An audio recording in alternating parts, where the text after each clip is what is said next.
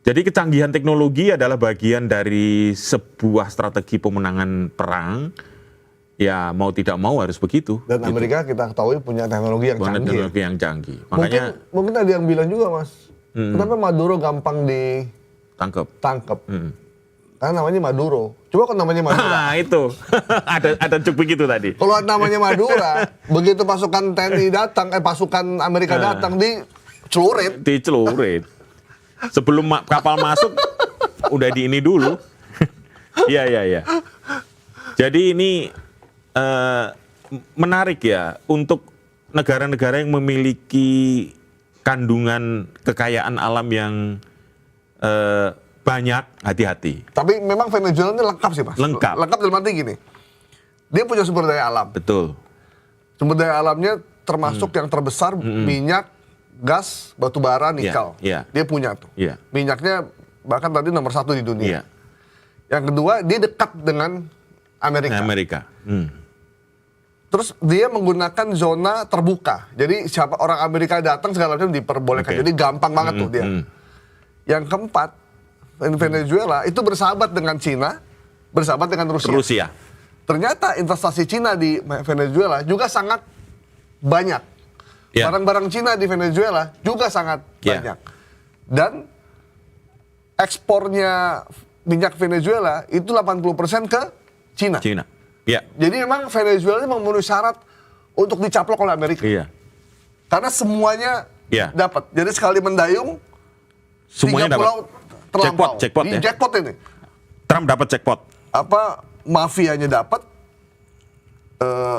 terus presidennya dapat, minyaknya dapat, Cinanya juga terancam, Rusia terancam, Taiwan nggak jadi diserang. Nah, itu. Dan itu terbukti Rusia sama Cina responnya tidak sekeras yang galak yang biasanya. Yang seperti biasanya.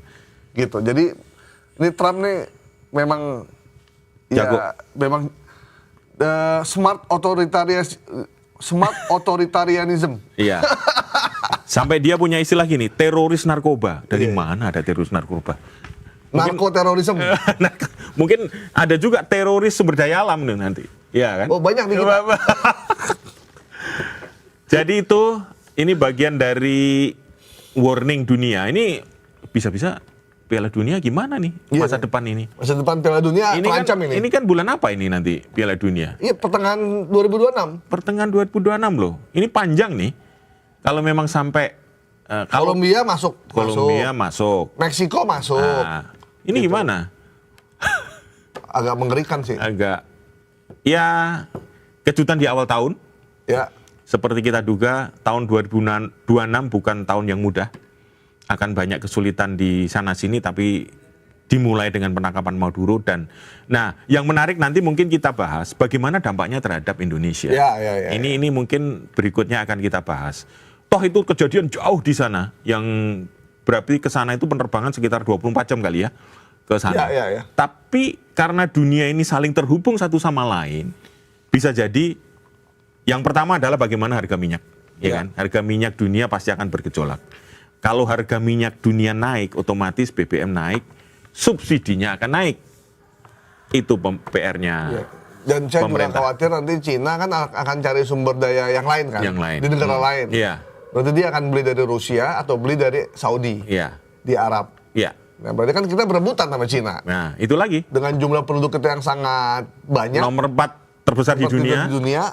Nah, itu mesti berhati-hati. Apalagi sekarang ada upaya supaya Indonesia meninggalkan energi fosil ya. Betul. Untuk menggunakan dengan energi hijau.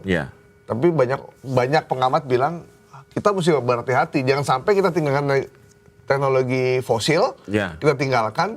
Kita belum siap dengan teknologi hijau yang harganya mahal, dan kita nggak punya sumbernya. Gitu. Jadi kita memang harus, kadang kita masih berpikir kayak Trump juga sih, Mas.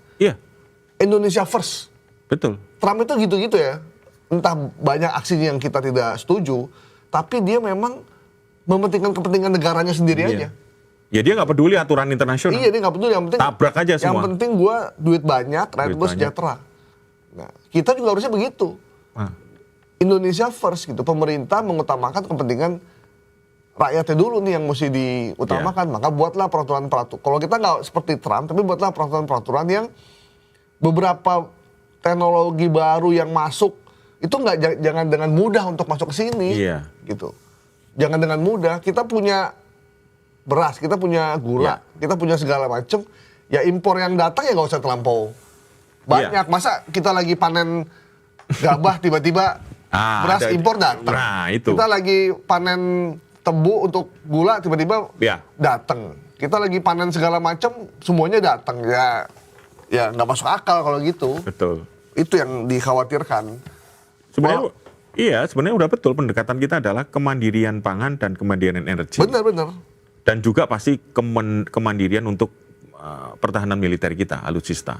Jadi itu penting banget. Jadi jangan sampai kita beli senjata tapi didikte. Kamu harus pakai ini, tidak boleh itu, tidak boleh ini. Mosok beli pesawat tapi tidak boleh dipersenjatai. Jadi ternyata Mas. Untuk apa itu? Jadi ternyata beli alutsista itu tidak semudah yang dibayangkan. Iya, memang. Jadi saya baru tahu ada orang cerita kalau kita beli senjata dari Amerika itu mereka mau nawarinnya ini ya. Ini jangan dibeli, belinya ini ya. Gitu. Jadi didikte banget banget gitu.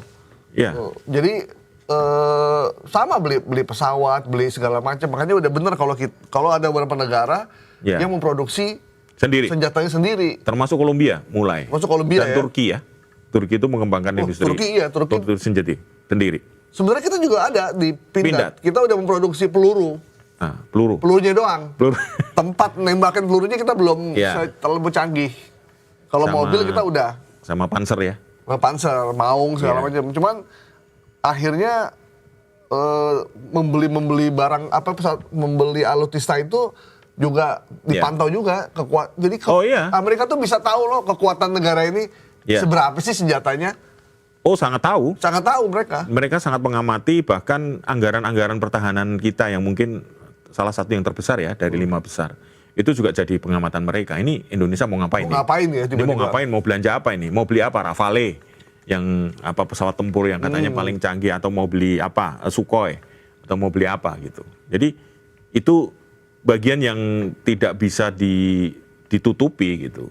Bahkan rencana untuk meningkatkan jumlah tentara bisa jadi juga sudah dipantau sama mereka. Iya. Ya kan? Iya. Jadi begitulah. Oke. Kira-kira pembahasannya menarik nanti. Kira-kira dampak politik dan ekonominya seperti apa terhadap Indonesia ya?